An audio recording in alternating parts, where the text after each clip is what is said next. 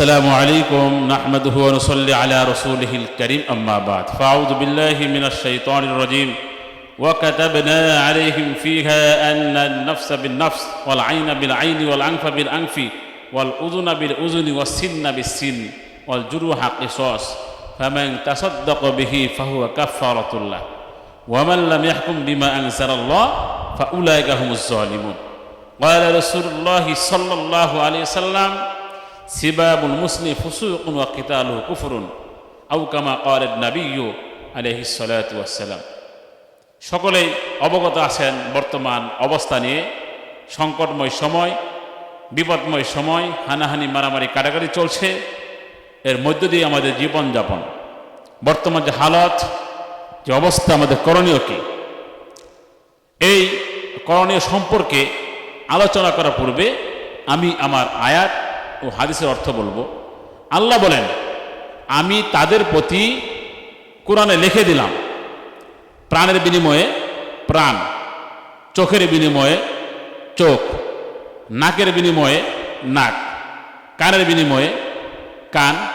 দাঁতের বিনিময়ে দাঁত এবং কিসাসের বিনিময়ে কিসাস জখমের বিনিময়ে সমান সমান জখম করা তবে যে ব্যক্তি ক্ষমা করে দিবে সে গুনাহ থেকে পাক হয়ে গেল আল্লাহ পরে বলেন ওয়ামাল্লাম ইয়াহকুম বিমা আনজালাল্লাহ যে ব্যক্তি বিচার করলো না আমি আল্লাহ যেভাবে নাজিল করেছি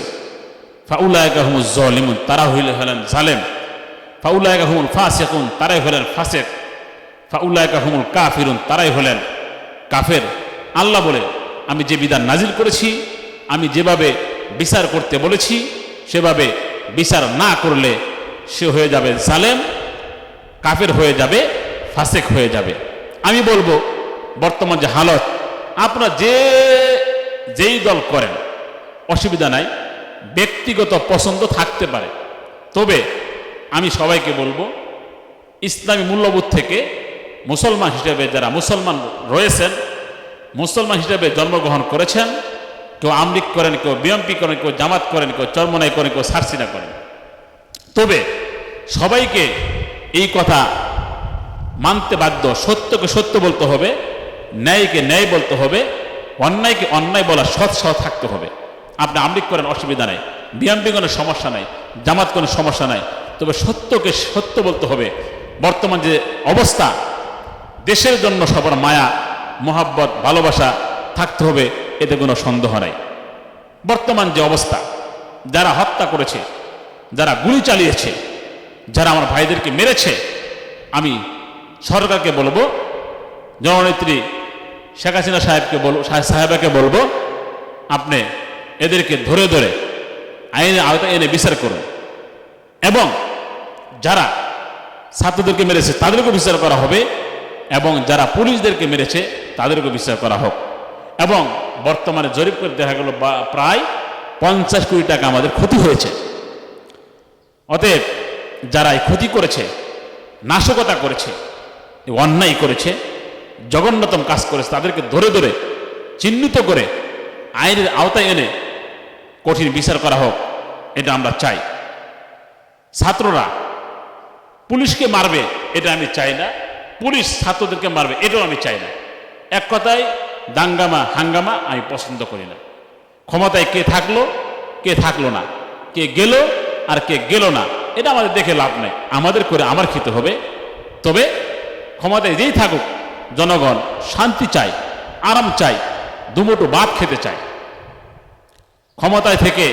কাউকে নামানো উদ্দেশ্য নয় আপনি আসেন থাকেন আরও থাকেন কিন্তু জনগণকে কষ্ট দিবেন না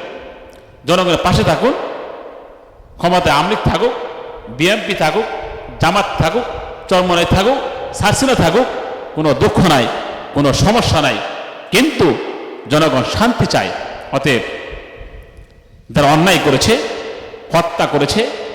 পুলিশকে মেরেছে তাদেরকে বিচার করা হোক পুলিশ যাদেরকে মেরেছে তাদেরকে বিচার করা হোক বিশেষ করে দুঃখ লাগে অনেক বড় কষ্ট আমাদের আবু সাইদ ভাই রংপুরের তাকে যেভাবে মারা হয়েছে একজন মুসলমান মারতে পারে না সে হায়ানা জানোয়ার নাস্তিক মুরতাদ ছাড়া, অমুসলিম ছাড়া একজন মুসলমান ভাইকে এভাবে মারতে পারে না। সে যখন বলেছিল অসহায় হয়ে আমার বুকে গুলি চালা, মারার জন্য বলেছিল, তখন একজন মুসলমান, একজন পুলিশ, একজন আর্মি, একজন বিডিআর, বিজিবি তাকে মারতে পারে না। এটা হৃদয় বিদারক ঘটনা ঘটেছে। আমরা বিশেষ করে আবু সাইদকে যে ভাই মেরেছে, যে পুলিশ মেরেছে, তাকে উপযুক্ত বিচার করা হোক। তাকে আইনের আওতায় এনে